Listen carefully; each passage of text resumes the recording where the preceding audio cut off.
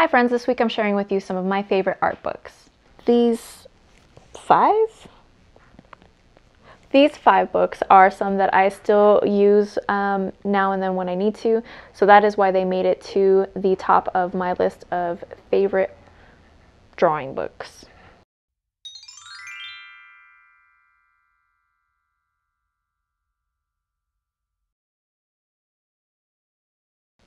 Before we get into the meat of it, don't forget to like and subscribe down below and hit that bell icon if you want to know when those new videos come out. This week I'm sharing with you some of my favorite art books. This first video is on some of the general to drawing specific books that I like the most. And I think no matter what kind of art you do, if you're using pastels, color pencil, oil paint, acrylic, it doesn't really matter what kind of medium you're using.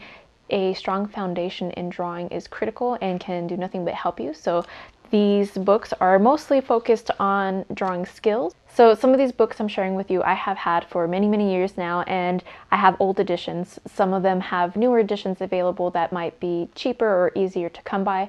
Whatever the case may be, I've put links down in the description of the old version if I could find it, and a newer version if I was able to tell if it is the same book, just like a newer edition. So hopefully you can find that helpful. And also, if you can't find it or afford to buy it, don't forget your public library. I have borrowed so many art books from the public library. It's an excellent resource, especially if you don't know if you want to invest in something. You can request new books and sometimes they can actually get those for you so that you can check it out. It's really a great resource, and I think a lot of people take it for granted or don't use it at all. But the first one I want to share with you actually is more general, and I think it's a good resource for anyone. Great reference material. This is the New Artist Manual by, what's his name? Simon Jennings. Sorry. This is kind of an old book, actually. I've had it probably since at least 2006. Publication was like 2005 or something, and it's quite sizable. I think this is a great book for any artist to have. There might be newer editions now, or you might be able to find something comparable, but I like this book a lot because it talks about all sorts of things in art, as far as visual art. So it gives you a good overview of things such as materials and techniques. So if you are a young artist, this is really fun and great resources to check out. You can check out all sorts of different mediums maybe you haven't tried yet, and it could give you kind of an idea if you want to actually attempt a certain medium, and the different supplies you might need if you were going to go for a particular medium. And again, it's quite big. It does have some things on technique as well. It's a really nice book to have, and if you find that it's a little bit too expensive now, you might be able to find a used copy, or again, check it out at the library. So the next book I want to share with you is another super old book, but I know this one is still readily available. Its first publication date was in 1963, and it is Jack Ham's Drawing the Head and Figure. It's not too thick, but the content is very useful, and it's quite dense as far as the information you get in it. He pretty much lays out a lot of things pertaining to anatomy and details, particularly just humans, male and female, obviously. And I love it because I love that old style of illustration. I love Jack Ham's personal style. People like Andrew Loomis and Norman Rockwell and Lydecker, I love their art and that style. So I think this is a great resource. I think now you can find it for $20 or under, maybe even cheaper. I'm not sure what the current sale price is at the time that I'm filming this, but it's a great little book. Again, very easy to find. I still see it at Barnes & Noble. You can find it online as well. So if nothing else, just give it a peek next time you are at one of those stores, and you might see that you would like it. He also has several other books that have pretty high reviews that are listed on the back. I don't have any of these. I have been interested in getting them, but this one is the only one I can really speak to. I really personally like drawing the figure, so this one is great.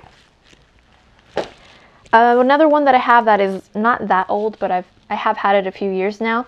is the Anatomy Essentials, and it is kind of a magazine book that was put out by Future Publishing. It's the same company that makes one of my favorite periodicals, the British magazine Imagine FX, which is geared specifically towards digital painters, but every once in a while they'll make like a compendium type book that has specific topics. This one is their Anatomy Essentials, and they reprint it every now and then.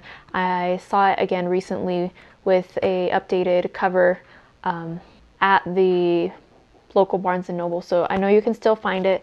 You can also order it. This one, again, I've had for a few years, but they go over a lot of things such as posing, the human anatomy, animal anatomy, stuff specifically pertaining to muscle and movement as well. So it's very useful when you are studying art and you are particularly focused on human anatomy. It's important to not forget about muscles and the way they affect the body. So this is a nice resource for you. Another great book, in my opinion, is The Anatomy for the Artist by Sarah Simblett. And this one is a lot of photography with vellum overlays, which I will show you. Now, this book has a lot of nudity. This is also by DK. It's a big, heavy hardback book. So if nudity is not really your thing, this is probably not the book for you.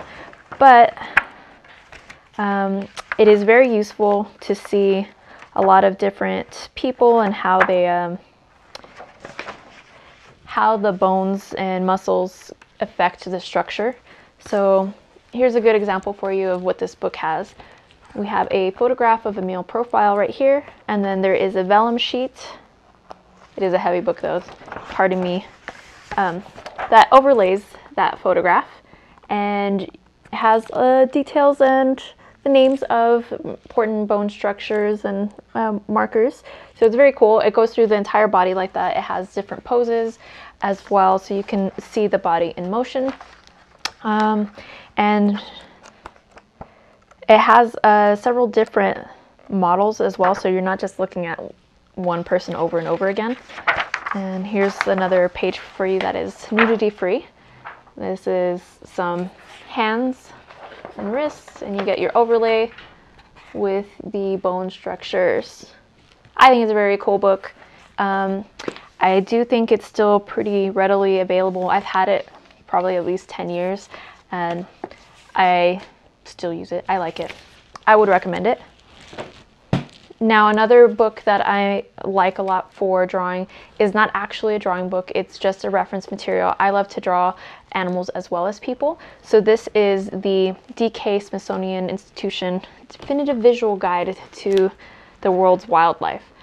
This is a very thick book. Now, this is the first edition, I think, paperback. I think they're up to a third edition. I'm not really sure what the most recent one is.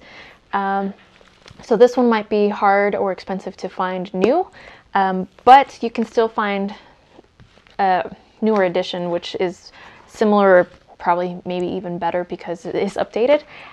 This book has all the different animal kingdoms, like mammals, birds, reptiles, etc. And what it is it goes through the animals of the world that are at least known at the time, a majority of them. There are so many species that probably didn't make it into the book, but you can see here, this page has carnivores, and you get things like the otter, North American river otter. So I just think it's a really cool resource to find animals when you're not sure exactly what you want to draw. You can look through this book to get some inspiration. If you're looking for animals from a particular region, you can use this book to find out what they are, and then do further research, like pull up more reference photos on Google once you actually have a name of a species. So I think it's very cool. You can draw straight off of some of these pictures.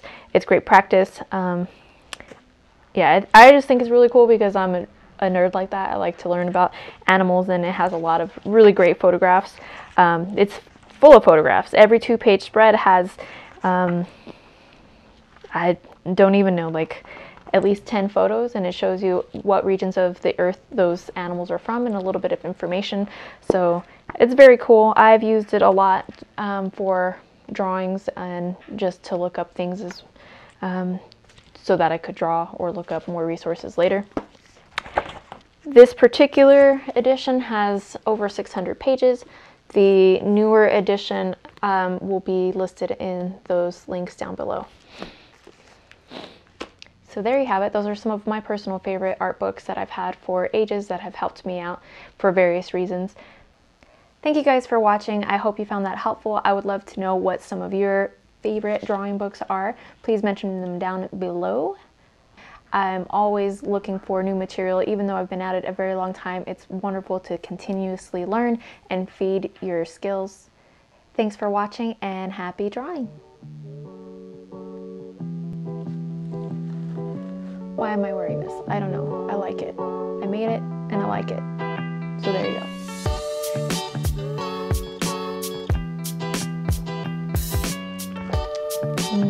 Jasmine tea.